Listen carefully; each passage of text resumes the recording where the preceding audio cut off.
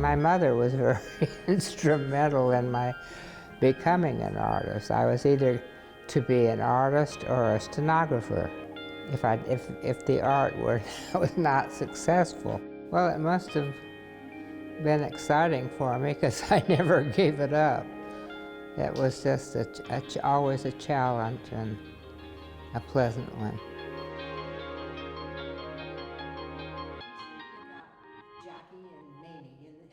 I knew very little about Ruth when I got started on this exhibition.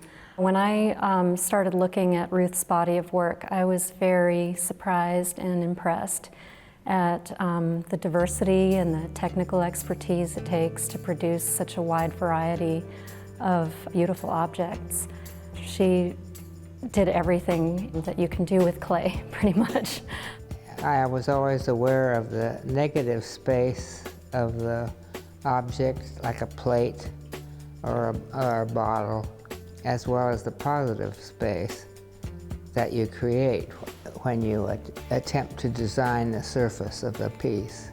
I had not really touched much clay until I went to the California College of Arts and Crafts in Oakland. When I was living in San Francisco, I did a lot of walking to school and other places, and in North Beach especially.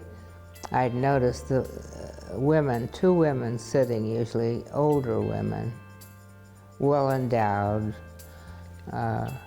and just talking, being together, and that inspired a whole series of works.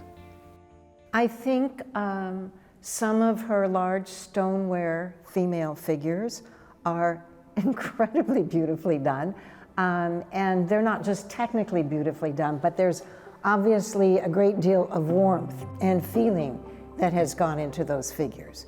I think the harmony in her work stems from the joy in Ruth herself, so I think that leads to the harmony that you see throughout her body of work. Even though there's an incredible diversity, Ruth is very much a storyteller in most of her work. Here's your fish. Yeah, that's good. Fish and water were important parts of my designs. Each one is individual. I did a couple of political pieces. I made a hand with a finger pointing I called you, and like the army wants you. I guess that some of the mythical ones were the most challenging, trying to express like a round plate. I guess I start working and then one spatial part of the piece suggests another.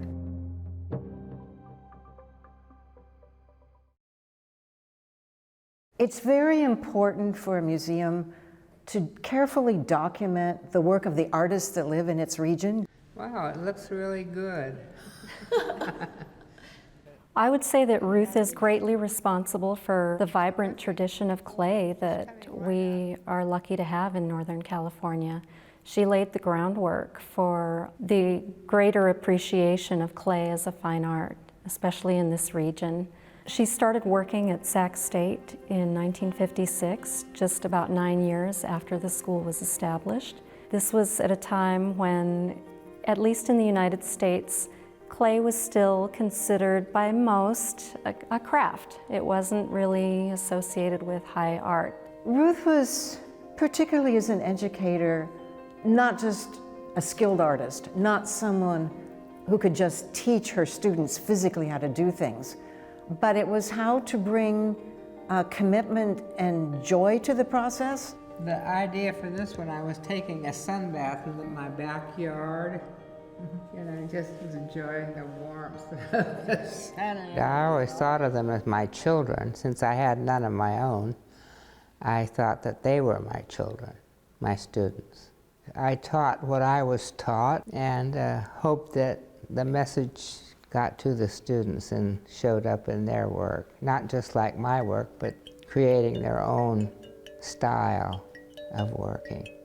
Ruth's legacy as an educator and artist set an example for young artists to let them know that they can do their own thing.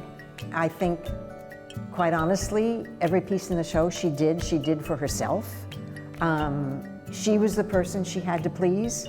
And then there's always the hope that, yeah, somebody else will be pleased too. But this was fun to do too, the carving the plaster. I just wanted to express my own thoughts about things. It meant something for me to make it, and I was glad it was appreciated enough for someone to want to have it.